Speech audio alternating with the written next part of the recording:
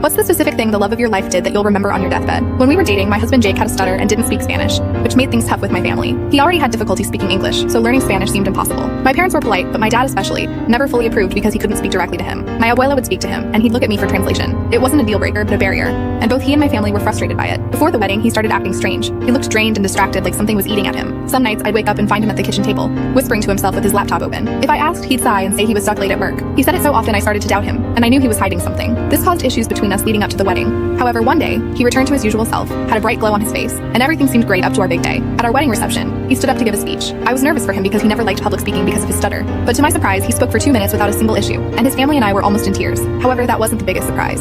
Then, in perfect Spanish, he thanked my family for welcoming him. My dad sat up straighter. My abuela's eyes went wide with tears. The room went silent. Then, one by one, my family started clapping. My dad, the man who never fully approved, stood first. He didn't say anything and just nodded. Jake explained that he saw a professional stutter and Spanish teacher all those late nights. He turned to me and said, "I did this